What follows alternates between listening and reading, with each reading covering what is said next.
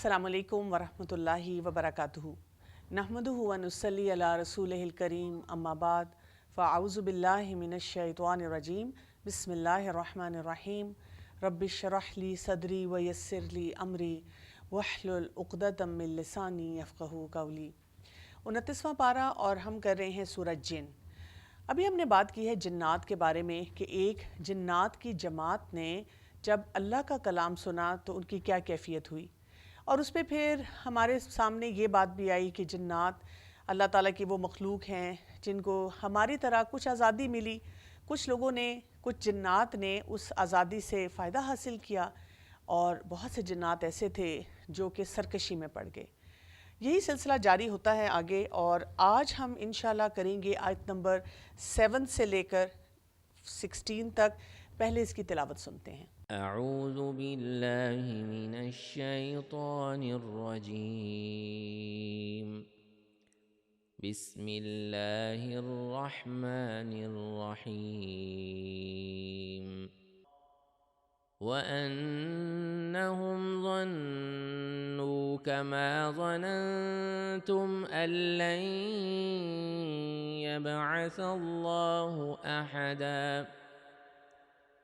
وأنا لمسنا السماء فوجدناها ملئت حرسا شديدا وشهبا وأنا كنا نقعد منها مقاعد للسمع فمن يستمع الآن يجد له شهابا رصدا وأنا لا ندري أشر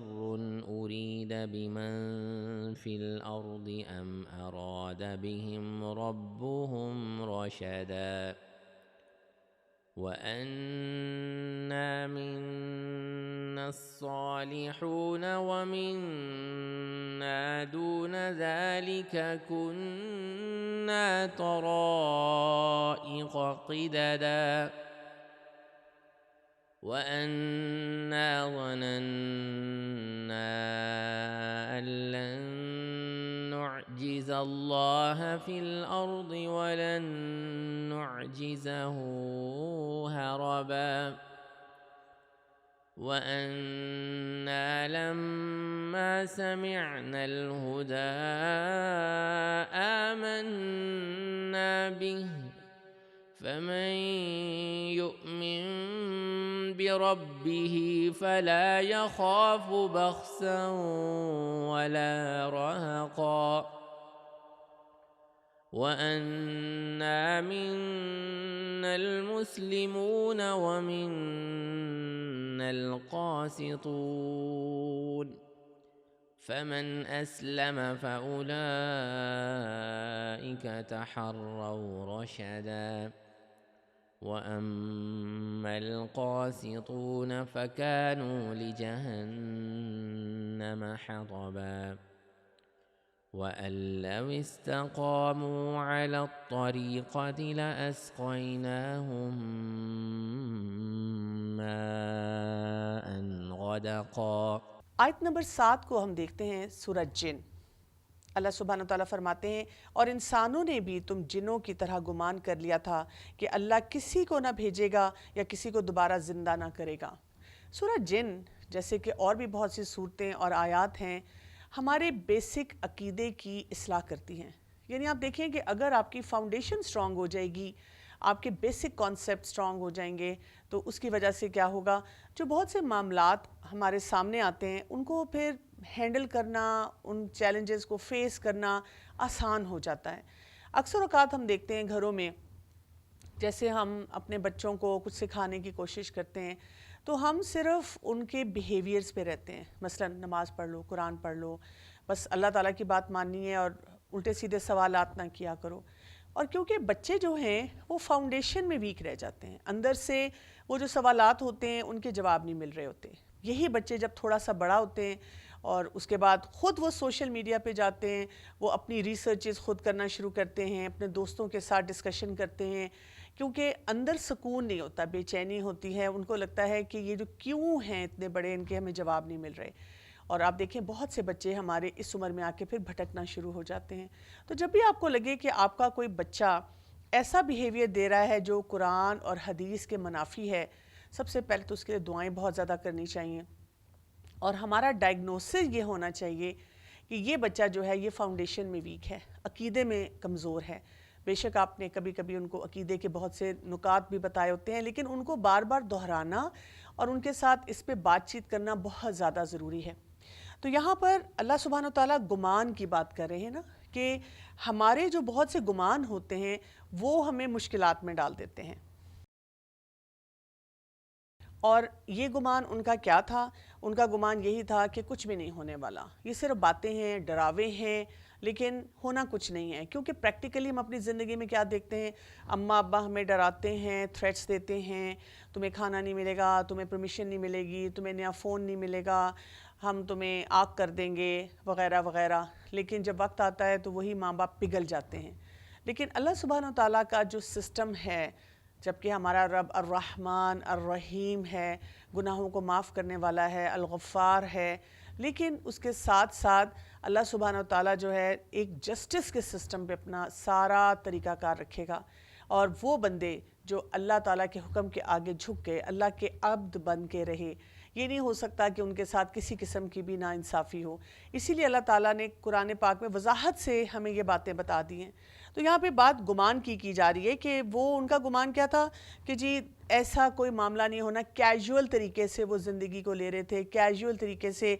بہت سے کام جو تھے وہ کیا کرتے تھے، اور اسی نے ان کو مشکل میں ڈال دیا تھا۔ آیت نمبر 8 میں فرمایا گیا، اور ہم نے آسمان کو ٹٹول کر دیکھا تو اسے سخت چوکیداروں اور سخت شعلوں سے پر پایا۔ یعنی یہ جو جنات ہیں ان کا ایک چیلنج تھا، یا کہہ لیں کہ ایک طریقہ کار تھا، خاص طور پہ جو شر پسند تھے ان کا ذکر کیا جا رہا ہے۔ ہم سب کو پتہ ہے کہ اللہ سبحانہ تعالیٰ کی طرف سے فیصلے ہر روز فرشتے آسمانوں سے زمین تک لے کر آتے ہیں، اور جب یہ فیصلے لے کر آ رہے ہوتے ہیں فرشتے، تو یہ شر پسند جو جنات ہوتے ہیں وہ ان کی ٹو لگانے کی کوشش کرتے ہیں۔ یہیں سے راستہ کھل جاتا ہے جادو کا، اور جو جادوگر بہت سی باتیں بتاتے ہیں کہ جی آپ کے بارے میں ہمیں یہ پتہ چلا، یا آپ کے گھر میں یہ معاملہ چل رہا ہے۔ اور یہاں پر اللہ تعالیٰ نے ایک ایسا سسٹم بنایا ہوا ہے جس میں شہاب ثاقب جو ہیں وہ ان کے اوپر گرتے ہیں، شعلے گرتے ہیں، جس سے ان کو تباہ کر دیا جاتا ہے۔ اور اگر کوئی انفارمیشن ان کے پاس آتی بھی ہے تو بہت ہی ٹوٹی پھوٹی ہوتی ہے، یعنی وہ بہت سی غلط باتوں میں کوئی ایک چھوٹی سی بات اگر کسی نے سن لی ہو، اس کو ملا کر اس کو بہت پھیلا کر بتا دیتے ہیں۔ اور اکثر اوقات لوگ جو ہوتے ہیں کسی نجومی کے پاس جاتے ہیں، یا جادوگر کے پاس جاتے ہیں، یا فارچون ٹیلر کے پاس جب جاتے ہیں، اور وہ ان کو ایک چھوٹا سا نقطہ اس میں سے بتا دے جو واقعی ان کی زندگی میں ہو، اور ڈھیر ساری وہ باتیں بتا دیں جو کہ درست نہ ہوں، لیکن وہ بہت یقین رکھتے ہیں، وہ بہت امپریس ہو جاتے ہیں، وہ کہتے ہیں کہ دیکھو جو انہوں نے بات بتائی تھی وہ بالکل ایسے ہی ہوئی۔ تو یہاں پہ یہ سسٹم جو اللہ تعالیٰ کا ہے اس کی بات کی جا رہی ہے کہ کیسا اللہ تعالیٰ نے اسٹرانگ سسٹم بنایا ہوا ہے۔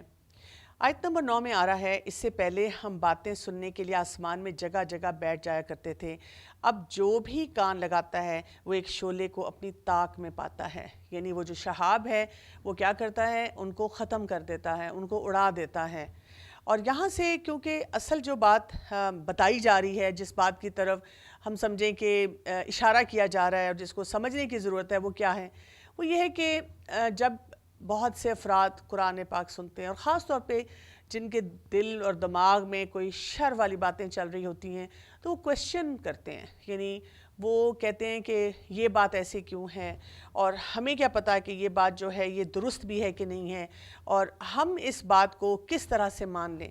جب وہ اس طرح کی باتیں کرتے ہیں تو ان کو یہ بتایا جا رہا ہے کہ اللہ تعالیٰ کی طرف سے جب وحی نازل ہوئی، یا اللہ تعالیٰ کی طرف سے کوئی بھی احکامات فرشتے لے کر جب زمین پر آتے ہیں، اور اگر کوئی ان کی ٹو میں بھی ہو جو کہ جنات کی شکل میں ہوتے ہیں، تو ان کو وہاں تک ایکسیس نہیں دی جاتی، اور اللہ تعالیٰ کا کلام جو ہے وہ باحفاظت ہی رسول اللہ صلی اللہ علیہ وآلہ وسلم تک پہنچا ہے۔ جیسے کہ سورہ الحجر کی آیت نمبر 9 میں اللہ سبحانہ تعالیٰ نے فرمایا، اِنَّا نَحْنُ نَزَّلْنَا الذِّكْرَ وَإِنَّا لَهُ لَحَافِظُونَ،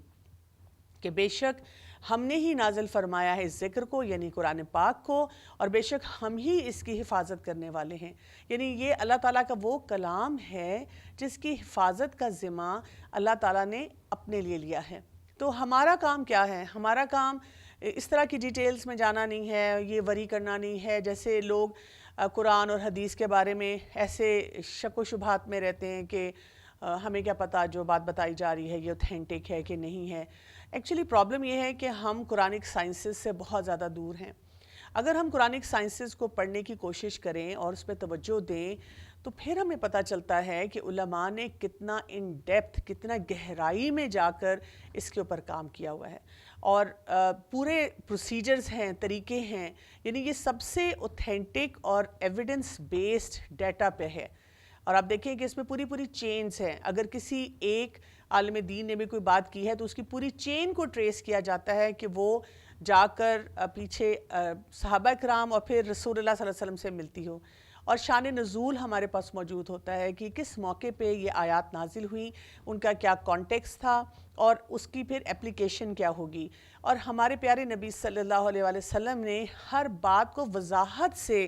ڈاکیومنٹ کروایا تھا اپنی زندگی میں، کیونکہ یہ بھی بہت بڑا مسکنسیپشن ہے لوگوں میں کہ جی یہ تو بعد میں لکھا گیا ہے۔ اور میں ایسے بہت سے افراد کو دیکھتی ہوں کہ جن کو یہ کانسیپٹ درست نہیں پتہ ہوتا لیکن پھر بھی وہ اس پہ باتیں کرتے ہیں۔ یعنی انہوں نے ایک چھوٹی سی بات سن لی، جیسے شیاطین اوپر سنتے ہیں،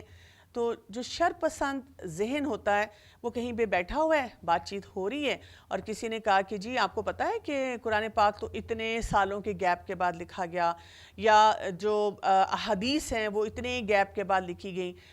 تو وہ کہتے ہیں گڈ آئیڈیا، کیونکہ وہ اس کو ماننا نہیں چاہ رہے ہوتے، اور جس مجلس میں وہ بیٹھتے ہیں بجائے اس کے کہ وہ خیر کی بات کو سنیں، اپنے عقیدے کو مضبوط کریں، وہ انہی باتوں کو آگے پھیلاتے رہتے ہیں اور فضول کی بیکار قسم کی ڈسکشن کرتے ہیں۔ اور اس مجلس میں اگر اسی طرح کے اور افراد بیٹھے ہوں تو سوچیں وہ بھی اسی آئیڈیا کو آگے کیش کرنا شروع کر دیتے ہیں۔ آیت نمبر 10 میں اللہ سبحانہ وتعالیٰ فرماتے ہیں، ہم نہیں جانتے کہ زمین والوں کے ساتھ کسی برائی کا ارادہ کیا گیا ہے یا ان کے رب کا ارادہ ان کے ساتھ بھلائی کا ہی ہے۔ یعنی یہ جنات کی پوری کنورسیشن ہے جو اس کو پریزنٹ کیا جا رہا ہے ان آیات میں، اور اس پر بیسیکلی بات یہ کی جا رہی ہے کہ یعنی زمین والے جو ہیں ان کے پاس ایک چوائس ہے، اور جو بھی معاملات ان کے سامنے آتے ہیں وہ ایک فیصلہ کر سکتے ہیں۔ اگر ان کو بھلائی چاہیے تو ان کو کیا کرنا ہے؟ اللہ کے کلام پر جو کہ رسول اللہ صلی اللہ علیہ وسلم پہ نازل ہوا ایمان لانا ہے، دیٹس اٹ۔ اس سے ان کی زندگی بہترین ہو سکتی ہے۔ اور اگر وہ یہ کام نہیں کرنا چاہتے یا نہیں اس کا اپنے آپ کو اہل سمجھتے یا اس سے دور رہتے ہیں تو پھر کیا ہوتا ہے؟ وہ برائی کے راستے پہ نکل جاتے ہیں، ان کے اندر شر جو ہے وہ بڑھنا شروع ہو جاتا ہے۔ تو انسان جو ہے وہ کیا کرتا ہے؟ جو رب نے ہمارے سامنے وہ راستے دیے ہوئے ہیں، جس کو ہم آج کل کے دور میں کیا کہتے ہیں کہ جی انسان جو ہے وہ ایک کراس روڈ پہ کھڑا ہوا ہوتا ہے۔ اب اس کراس روڈ پہ کھڑے کھڑے یہ اس کے اپنے اوپر ہے کہ وہ کیا فیصلہ کرتا ہے، وہ کس طرح کے معاملات جو ہیں ان کو لے کر چلنا چاہتا ہے۔ اور پھر یہاں پہ فرمایا گیا آیت نمبر 11 میں، اور یہ کہ بے شک بعض تو ہم میں نیکوکار ہیں، بعض ان کے برعکس بھی ہیں، ہم مختلف طریقوں سے بٹے ہوئے ہیں۔ ٹھیک ہے، تو یہاں پہ ہمیں ایک نیچرل سسٹم نظر آتا ہے کہ یعنی کہ جب بھی کسی بھی کمیونٹی میں صحیح بات کی جاتی ہے، اچھی بات کی جاتی ہے، تو وہاں پہ آپ کو یہ سپلٹ نظر آئے گا۔ کچھ افراد ایسے ہوں گے جن کے اندر خیر ہوگی، جو باتوں کو بہت اچھی طرح گہرائی سے سمجھیں گے اور اس خیر کو فوراً اچک لیں گے، یعنی وہ ایسے اپرچونٹیز کو ضائع نہیں کریں گے۔ ایسے مواقع جب ان کے سامنے آئیں گے تو وہ اتنے ذہنی طور پہ ان کی سوچ میں اتنی وسعت ہوگی اور کلیئر ہیڈڈ ہوں گے کہ وہ فوراً دیکھ لیں گے کہ یہ میرے فائدے کا معاملہ ہے اور میں نے اس کے مطابق زندگی گزارنی ہے۔ یعنی ایک انسان اگر لاجیکلی بھی دین کی کسی بات کو پڑھے تو اس میں ہمیں خیر ہی خیر نظر آتی ہے اور اس میں کوئی شر کا عنصر نہیں نظر آتا۔ لیکن بہت سے افراد ایسے بھی ہوں گے جب اسی بات کو سنیں گے تو ان کا دماغ جو ہے وہ ٹیڑھ میں ہی جائے گا، کیونکہ انہوں نے ہر بات میں ٹیڑھ نکالنا ہے۔ تو یہاں پر وہ ایک نیچرل میکنزم بتایا جا رہا ہے۔ اس سے ہمیں ایک اور بات بھی پتہ چلتی ہے، وہ بات یہ ہے کہ انسان کو فوراً پریشان نہیں ہو جانا چاہیے، انسان کو شیکی نہیں ہو جانا چاہیے۔ مثلاً آپ نے کہیں پہ اللہ کا کلام سنا یا رسول اللہ صلی اللہ علیہ وسلم کی چند احادیث کو دیکھا، آپ صلی اللہ علیہ وسلم کی سیرت کو، سنت کو دیکھا، اور دل میں جا کر بات لگی اور آپ کو لگا کہ یہ مجھے اپنی زندگی میں اڈاپٹ کرنا چاہیے، اس راستے پہ چلنا چاہیے، اندر کی آواز آتی ہے. لیکن اکثر اوقات یہ ہوتا ہے کہ ہم اپنے ارد گرد دیکھتے ہیں، اور جب ہم دیکھتے ہیں کہ بہت سے لوگ جو شاید مجھے لگ رہا ہے کہ میرے سے زیادہ عقل مند ہیں، زیادہ سمجھدار ہیں، لیکن وہ یہ معاملہ اس طرح سے نہیں لے کے چل رہے، جبکہ انہوں نے بھی یہ بات ساری سنی تھی، تو پھر ہم کیا کرتے ہیں؟ ہم خاموش ہو جاتے ہیں، ہم اس اندر کی اچھی آواز کو دبا دیتے ہیں. تو ہمیں کرنا کیا چاہیے؟ ہمیں یہ سوچنا چاہیے کہ اٹس اوکے. یہی بات سن کے بہت سے لوگ جو ہیں وہ نہیں مان رہے، تو یہ ان کی چوائس ہے، ان کا طرز عمل ہے. اگر مجھے میرا دل یہ کہہ رہا ہے کہ یہ بات درست ہے، تو مجھے اس بات پہ فوراً ایمان لے آنا چاہیے، کیونکہ یہ اللہ کے کلام میں آ گیا ہے، اور وہی بات کہ اللہ تعالیٰ نے خود اس کی حفاظت کا ذمہ لیا ہے. آیت نمبر 12 کو ہم دیکھتے ہیں. اس میں اللہ سبحانہ وتعالیٰ فرماتے ہیں، اور ہم نے سمجھ لیا کہ ہم اللہ تعالیٰ کو زمین میں ہرگز عاجز نہیں کر سکتے اور نہ بھاگ کر اسے ہرا سکتے ہیں. قرآن پاک میں اور مقامات پہ بھی ایسی بات آئی ہے، جیسے سورہ رحمان میں اللہ سبحانہ وتعالیٰ یہی بات فرماتے ہیں، یا معاشر الجن والانس. اس میں انسانوں کی اور جنات کی پوری جماعت کو مخاطب کر کے کہا گیا ہے کہ اگر تم زمین اور آسمان کے کناروں سے نکل کے دکھا سکتے ہو تو دکھا دو، لیکن تم میں اتنی استطاعت ہی نہیں ہوگی کہ تم یہ کام کر سکو. اور ہم بھی اگر اپنے آپ کو دیکھیں، ایک انسان اپنے آپ کو بڑی توپ چیز سمجھتا ہے اور سمجھتا ہے کہ جی میں تو کچھ بھی کرنے پہ قادر ہوں، لیکن آپ دیکھیں کہ ہماری بھی لمیٹیشنز ہوتی ہیں. ہم بہت کچھ کر کے بھی کچھ نہیں کر سکتے. یعنی ایک ملک میں رہنے والا جو بہت انفلوئنشل انسان بھی ہے، یا اپنے علاقے کا بہت انفلوئنشل انسان بھی ہے، تو اس کی بھی پاور کہیں نہ کہیں جا کے لمٹ ہو جاتی ہے، اور وہ اس سے آگے نہیں بڑھ سکتا. اگر وہ بیمار ہو جائے، اور اگر فرض کریں کہ وہ ڈیتھ بیڈ پہ ہے، تو کوئی بھی بڑے سے بڑا ڈاکٹر بھی اس کو بچا نہیں سکتا. تو آپ دیکھیں جیسے سکندر اعظم کے بارے میں آتا ہے نا، کہ جب وہ آخری ڈیتھ بیڈ پہ تھا تو اس نے ایک نصیحت کی تھی، اور اس نے کہا تھا کہ جب میرا جنازہ، میں مر جاؤں، میرا جنازہ نکلے تو میرے ہاتھ آپ نے اس سے باہر رکھنے ہیں جب لوگوں کے درمیان میں سے گزر کے جا رہا ہو، اور میرے ساتھ جتنے طبیب ہیں، جتنے ایکسپرٹس ہیں، وہ ساتھ ساتھ چلیں، تاکہ لوگ یہ دیکھ لیں کہ میں جو کہ دنیا کا امیر ترین شاید انسان سمجھا جاتا تھا، اتنے بر اعظم کو میں نے فتح کیا، لیکن میں خالی ہاتھ اس دنیا سے جا رہا ہوں. اور دوسری بات، میرے ساتھ اتنے ایکسپرٹس تھے، اتنے طبیب تھے، میں دنیا سے کسی کو بھی بلا کے کسی عقلمند انسان سے بہترین معالج سے علاج کروا سکتا تھا، لیکن ایک وقت آیا کہ وہ سب فیل ہو گئے. تو یہ ہماری حقیقت ہے اگر ہم اس حقیقت کو سمجھیں. کیونکہ آپ دیکھیں آپ کس وقت تک اپنے آپ کو بہت بڑا سمجھیں گے، بڑی چیز سمجھیں گے. یعنی ایک وقت آتا ہے کہ جب انسان کمزور سے کمزور تر ہوتا چلا جاتا ہے. اور یہی فارمولا اگر ہم اپنے خاندانی سسٹم میں بھی لگا لیں نا، یہ جو ساس بہو کا ہمارا جھگڑا چلتا ہے، وہ بھی اسی بنیاد پہ ہوتا ہے کہ ساس سمجھتی ہے میں بڑی چیز ہوں، میری حکومت ہے، اور یہ بہو جو آئی ہے یہ بالکل میرے سسٹم کے مطابق رہے. اور بہو جو ہے ظاہر ہے وہ چاہتی ہے کہ میں اپنے شوہر کے ساتھ ایک ایسا گھر بناؤں جو میرے سسٹم کے مطابق ہو. تو نہ ساس بہو کو سپیس دیتی ہے، نہ بہو ساس کو بڑا سمجھ کے اس کی عزت کرتی ہے یا اس کا خیال کرتی ہے. اور ایک وقت کیا آتا ہے کہ وہی ساس، اس کو ڈیپینڈ ہونا پڑتا ہے اپنی بہو کے اوپر. اگر وہ ڈیپینڈ نہیں ہوتی تو پھر اکیلی رہ جاتی ہے، تنہا رہ جاتی ہے، اور اس کی ساری جو ہمتیں ہیں، قوتیں ہیں، وہ ختم ہوتی چلی جاتی ہیں. لیکن یہ سائیکل یہاں رکتا نہیں ہے. اب وہ جو بہو پاورفل ہو گئی ہے، ایک وقت آتا ہے کہ وہی ساس بنتی ہے، لیکن اس نے اپنے اس ایکسپیرینس سے کچھ نہیں سیکھا. وہ انہی بیہیویئرز کو ریپیٹ کرنا شروع کر دیتی ہے، انہی کو دہرانا شروع کر دیتی ہے. تو ہمیں کیا کرنا چاہیے؟ ہمیں اپنی لمیٹیشنز کو سمجھنا چاہیے. اللہ تعالیٰ کے آگے بھی، دنیا میں کہیں کام کرتے ہوئے بھی،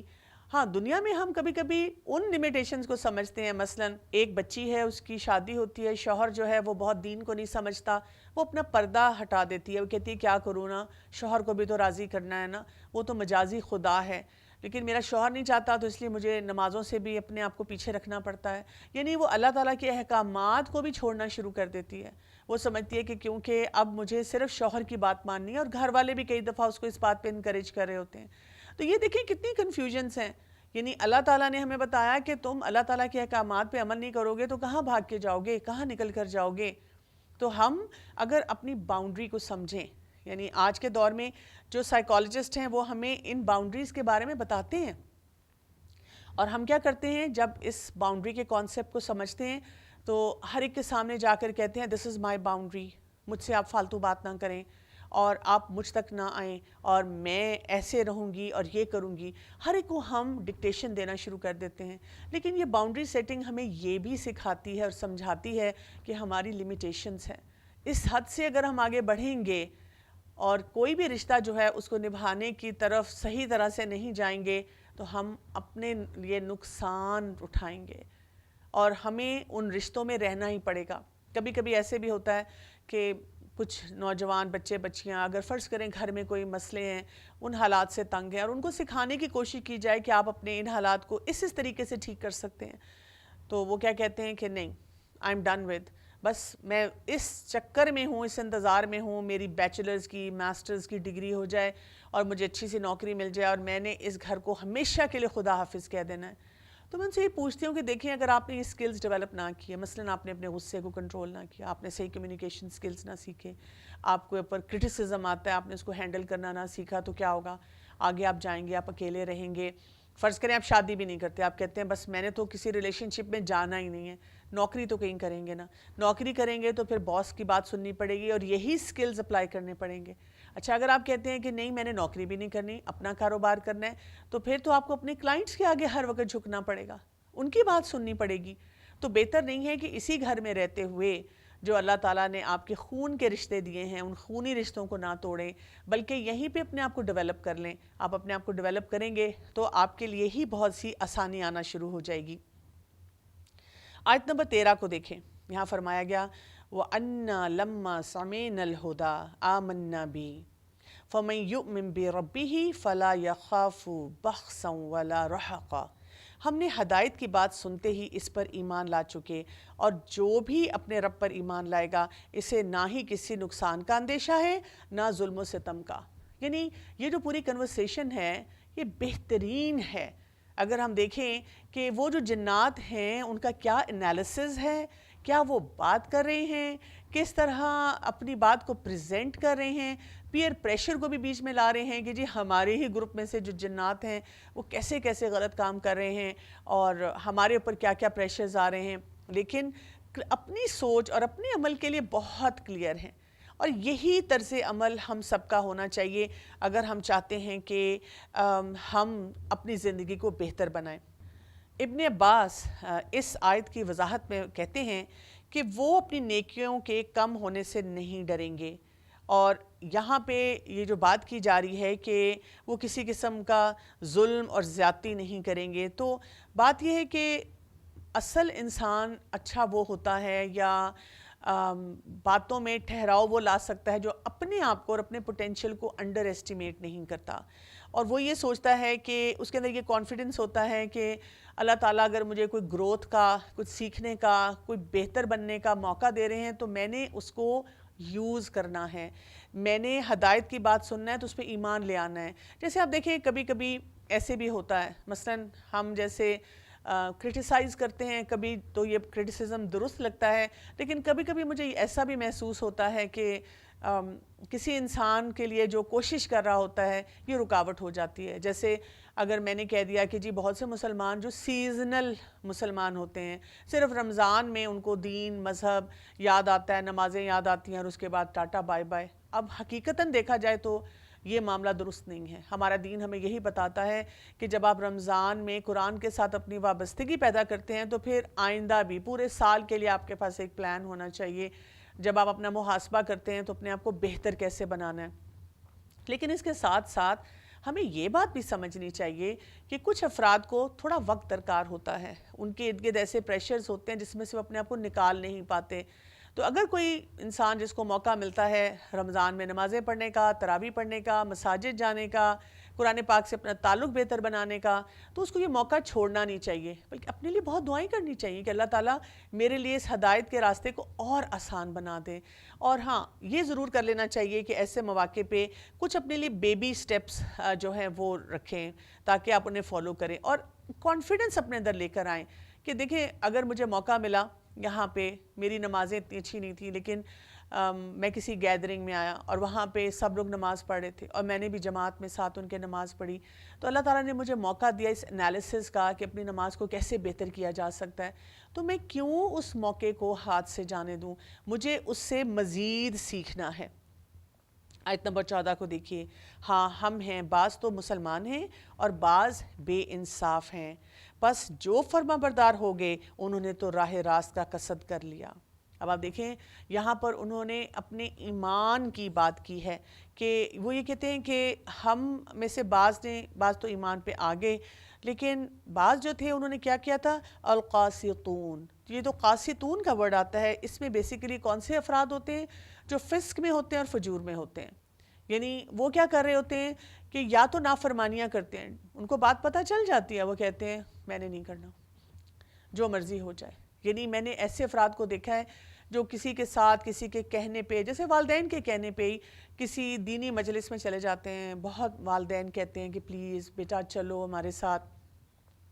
یا اس اسکالر کو سن لو، اس ایکسپرٹ کے ساتھ جا کے ایک دفعہ پڑھ لو، قرآن کو سمجھ لو، تو وہ کہتے ہیں ٹھیک ہے امی میں آپ کی وجہ سے چلی جاؤں گی، لیکن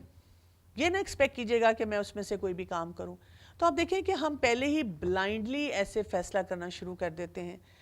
تو یہ جو طریقہ ہوتا ہے نا فسق کا، اور پھر اس کے بعد اگر ایک انسان فاجر بھی ہو جائے، فاجر کیا ہے کہ اور زیادہ ریبیلیس ہو جائے، یعنی کیونکہ اب کسی نے مجھے ریمائنڈر دے دیا ہے نماز پڑھنے کا، یا اپنا لباس درست کرنے کا، اپنی لینگویج کو بہتر بنانے کا، قرآن و سنت کے مطابق زندگی گزارنے کا، تو اب تو میں نے کرنا ہی نہیں ہے۔ یعنی یہ وہ والا ایٹیچیوڈ ہوتا ہے، بجائے اس کے کہ ہم کہیں کہ اٹس گڈ تھنگ مجھے ریمائنڈر مل گیا۔ یعنی آپ سوچیں کہ اگر ہم کسی سڑک پہ جا رہے ہیں اور ہمیں دور سے ٹریفک پولیس مین نظر آ جائے، ہم سیٹ بیلٹ اپنی باندھ لیتے ہیں، بائک والا ہیلمٹ پہن لیتا ہے، یعنی ہم اتنی جلدی وہ ریمائنڈر لیتے ہیں اور ہم کہتے ہیں اپنا بھی بیہیویئر درست کر لو۔ کہیں پہ لکھا ہوا آ جائے کہ یہاں پہ سپیڈ چیک ہو رہی ہے تو ہم فوراً اپنی سپیڈ کو آہستہ کر دیتے ہیں۔ تو اگر ہمیں کوئی انسان دین کے معاملے میں ریمائنڈر دیتا ہے تو ہم کیوں ریبیل کرتے ہیں؟ ہم کیوں نہیں اس وقت اپنے مزاج کو ٹھنڈا کر کے سوچتے کہ اللہ تعالیٰ کی طرف سے اتنا بڑا بل بورڈ میرے سامنے آیا ہے کہ یہ کام کر لو، اور بہت اچھے انداز میں کوئی مجھے بتا رہا ہے ڈائریکٹلی یا انڈائریکٹلی، تو میں اس ریمائنڈر کو اپنی زندگی میں اختیار کر لوں تو کیا ہو جائے گا، میرے لیے وہ راستہ آسان ہونا شروع ہو جائے گا۔ اور پھر آیت نمبر 15 میں فرمایا، اور جو ظالم ہیں وہ جہنم کا ایندھن بن گئے۔ اللہ تعالیٰ ہمیں ایسے رویوں سے بچا کے رکھے، کیونکہ یہ جو رویے ہیں یہ کیا ہیں، یہ ہمارے لیے بہت مشکلات لاتے ہیں۔ یعنی آپ دیکھیں کہ یہاں پر ہمیں جو بات بہت اچھی طرح سے سمجھنی ہے کہ انسان جب حق پر آتا ہے تو اس کے لیے حق کا راستہ آسان ہو جاتا ہے، اور اگر انسان دنیا کی طرف چلا جاتا ہے، دنیا کی فراوانی کی طرف چلا جاتا ہے، تو پھر کیا ہوتا ہے، اس کے لیے جہنم کا راستہ جو ہے وہ آگے سے آگے بڑھتا چلا جاتا ہے۔ اور آیت نمبر 16 میں آیا ہے، اور اے نبی صلی اللہ علیہ وسلم یہ بھی کہہ دو کہ اگر لوگ راہ راست پر سیدھے رہتے تو یقیناً ہم انہیں بہت وافر پانی پلاتے۔ یہاں پہ آپ دیکھیں کہ ماءً غدقا کی بات ہو رہی ہے، اور پانی جو ہوتا ہے یہ سمبولک ہوتا ہے نا کہ بہت سی نعمتیں آپ کو مل رہی ہیں، بہت سے فائدے آپ سمیٹ رہے ہیں۔ تو یہاں پر یہ بتایا جا رہا ہے کہ جیسے آپ دیکھیں عام زندگی میں جنرلی لوگوں کا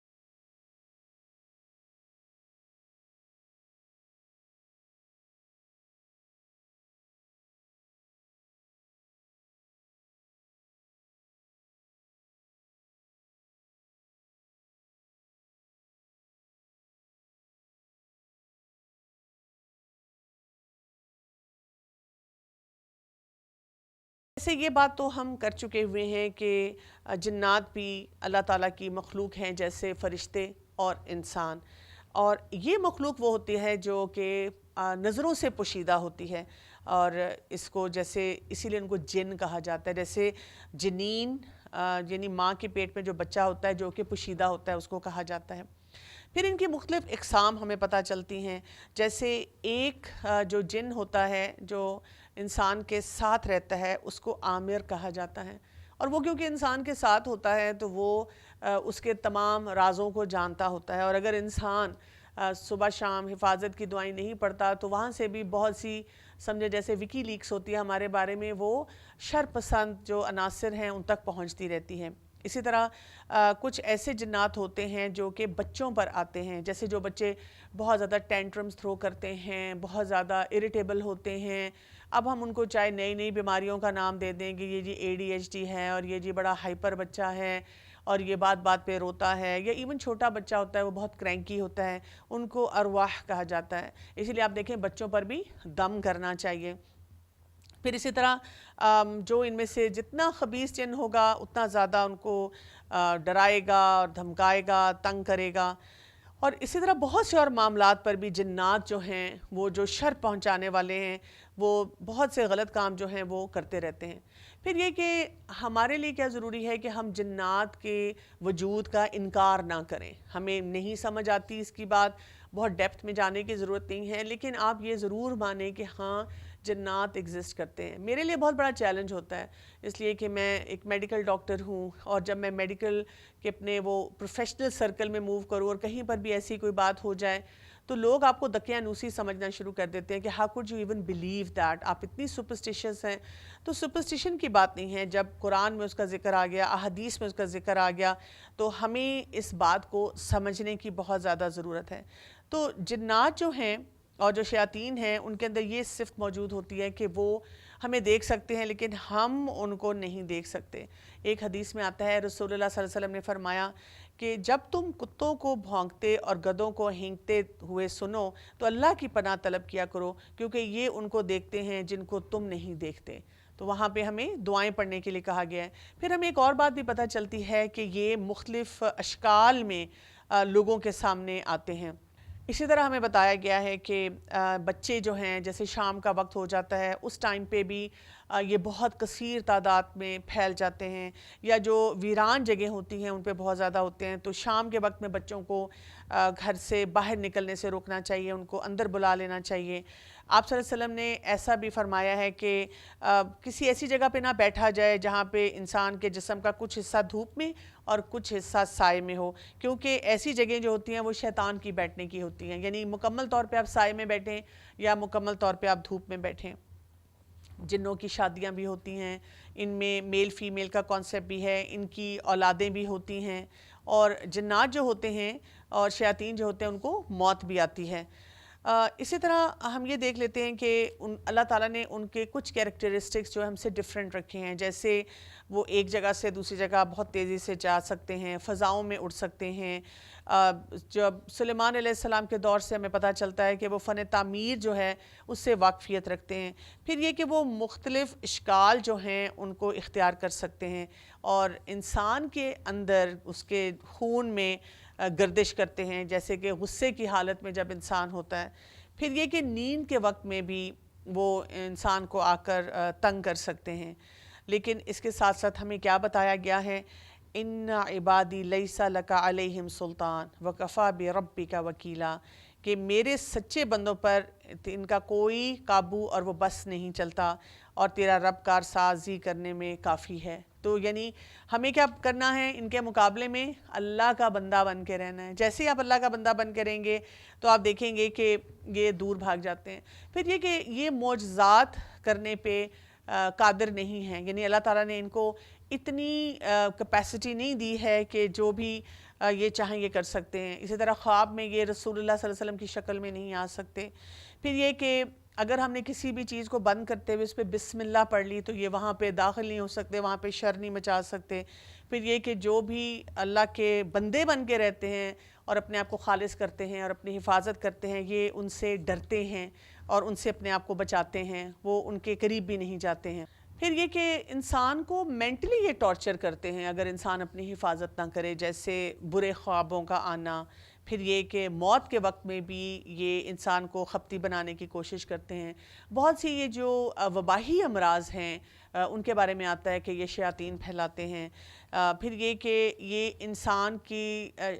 کے جسم میں داخل ہو کر، یعنی کہ اس کو پوزیس کر کے بھی تنگ کر سکتے ہیں۔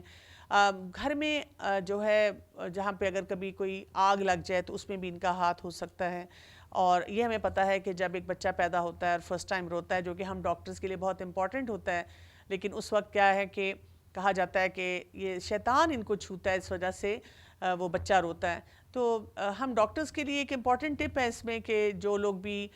وہاں پہ موجود ہوتے ہیں بچے کی ڈیلیوری کے وقت میں، تو ان کو اعوذ باللہ من الشیطان الرجیم پڑھ لینا چاہیے۔ اور وہ جو والدہ ہیں وہاں پہ، ان کو بھی یہ ایک کانسیپٹ ہونا چاہیے کہ میں نے فوراً اپنے بچے کے لیے دعا کرنی ہے کہ اللہ تعالیٰ اس کو شیطان کے اس شر سے جو ہے وہ محفوظ رکھے۔ پھر یہ کہ اگر انسان بسم اللہ پڑھ کے کھانا نہیں کھاتا تو یہ اس کے کھانے میں بھی شامل ہو جاتے ہیں۔ اور اسی طرح سے انسان کے مال اور اولاد میں کسی نہ کسی طرح سے حصہ لینے کی کوشش کرتے ہیں۔ اور آپ دیکھیں اسی وجہ سے بہت سے افراد کیا ہوتا ہے کہ اچھے اچھے کام کرتے کرتے بھی بہت سی غلطیاں ایسی کر جاتے ہیں جو کہ جس کی وجہ سے وہی بات ہے کہ صراط مستقیم سے وہ نکل کر ہٹ کر شر کے راستے پہ چلے جاتے ہیں۔ تو اب ان کے لیے ہمیں کرنا کیا ہوتا ہے؟ سب سے بڑی بات یہ ہے کہ ہم قرآن اور سنت کے مطابق اپنی زندگی کو گزاریں اور اپنے عقیدے کو بہت زیادہ مضبوط کریں۔ پھر یہ کہ شیطان کے جو پلان ہمیں پتہ چلتے ہیں قرآن اور حدیث سے، اس کے مطابق ہم بھی اپنے لیے پورا ایک لائحہ عمل بنائیں کہ کہاں ہم نے دعائیں پڑھنی ہیں، کہاں پر ہم نے اپنی حفاظت کا سامان کرنا ہے، کیا کھانا ہے، کیا پینا ہے، گھر میں کس طرح سے ہم نے رہنا ہے۔ اور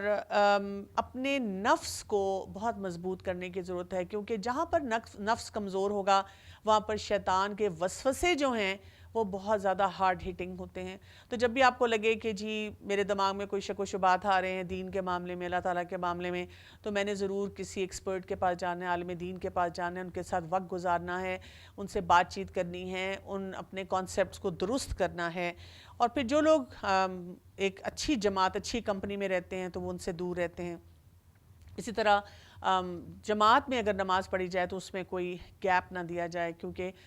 گیپ دینے سے بھی شیاطین وہاں آ جاتے ہیں۔ پھر یہ کہ مرد اور عورتیں اگر جس سے حدیث سے میں پتہ چلتا ہے کہ اگر وہ تنہا ہیں تو پھر وہاں پہ تیسرا کون ہوگا؟ وہ شیطان ہوگا۔ تو ایسی مجالس سے اپنے آپ کو بچا کے رکھنا چاہیے جہاں پر اکیلے کام کرنا ہو۔ آج کل کی سوسائٹی میں مرد اور عورتوں کو مل کے کام کرنا پڑتا ہے، تو کوشش کی جائے کہ وہاں پر آپ کی خلوت جو ہے وہ نہ ہو۔ پھر یہ کہ ہمیں یہ بھی پتہ ہے کہ یہ سانپ کی شکل اختیار کر سکتے ہیں، اور اگر ہمیں لگے کہ کوئی بھی ایسا سانپ ہمیں نظر آ رہا ہے تو اس کو فوراً مارنا نہیں چاہیے، بلکہ پہلے یہی بولنا چاہیے کہ اگر تم جنات میں سے ہو تو یہاں سے، شیاطین میں سے ہو تو یہاں سے چلے جاؤ۔ اگر وہ چلا جائے تو ٹھیک ہے، اگر وہ نہ جائے تو پھر اپنی حفاظت کی طرف بڑھنا چاہیے۔ اس کے ساتھ ساتھ ہم دیکھتے ہیں کہ وضو میں بہت زیادہ احتیاط کرنے کی ضرورت ہے۔ اور اس کے ساتھ ساتھ یہ بھی بات ہے کہ ہم اپنے بچوں کو، اپنے نوجوان نسل کو بہت سی چیزوں میں ایک پروٹیکشن کے معاملے میں ان کو بتائیں کہ ان کی حقیقت کیا ہے اور ان سے اپنے آپ کو بچانا جو ہے وہ کتنا ضروری ہے۔ تو صحیح کانسیپٹس جب تک ہم نہیں دیں گے، ہم اپنے بچوں کو، اپنے بڑوں کو نہیں بتائیں گے اور اوتھینٹک ریفرنسز سے نہیں دیکھیں گے کہ جن اور شیاطین کے بارے میں ہمیں کیا کچھ پتہ ہونا چاہیے، تو پھر ہمارے بچے نہیں ان سے بچ سکیں گے۔ اور اس کے علاوہ آپ دیکھیں کہ اگر یہ بگاڑ آ جاتا ہے تو بچے جو ہیں ایسی موویز دیکھنا شروع کر دیتے ہیں جس میں یہ ساری ہارر موویز میں یہ غلط کانسیپٹس ان کو ملتے ہیں، یا یہ کہ پھر وہ نجومیوں کے پاس جانا شروع کر دیتے ہیں، پامسٹ کے پاس، اور ٹیرو کارڈز، اور کئی لوگ جو ہوتے ہیں پھر اس کے بعد ڈیسپریٹ ہو کے کسی بھی معاملے میں مجھے یہ چاہیے، یہ شارٹ کٹ کا طریقہ ہے، وہ پھر ایسے ایکسپرٹس کے پاس جاتے ہیں جو ان کو تعویذ دے دیتے ہیں یا اور اس قسم کی خرافات میں لگا دیتے ہیں۔ تو اگر ہم اپنی فیملیز کو ایجوکیٹ کریں گے کہ جنات میں اچھے بھی ہیں، برے بھی ہیں، ہم نے ان کو کیسے انڈرسٹینڈ کرنا ہے، تو پھر ہی ہمارے جو ارد گرد اس طرح کے پھیلے ہوئے پریشان کن معاملات ہیں ان میں بہتری آ سکتی ہے۔ تو آج ہم یہاں تک بات کریں گے، انشاءاللہ دیکھیں گے کہ اس سے آگے سورہ جن میں کیا بات ہو رہی ہے، اور کل تک انتظار کیجیے۔ السلام علیکم ورحمۃ اللہ وبرکاتہ۔ اعوذ باللہ من الشیطان الرجیم بسم الله الرحمن الرحيم وأنهم ظنوا كما ظننتم أن لن يبعث الله أحدا وأنا لمسنا السماء فوجدناها ملئت حرسا شديدا وشهبا وأنا كنا نقعد منها مقاعد للسمع فمن يستمع الآن يجد له شهابا رصدا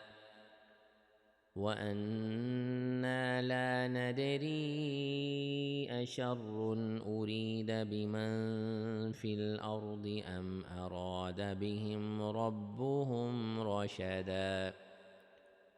وأنا منا الصالحون ومنا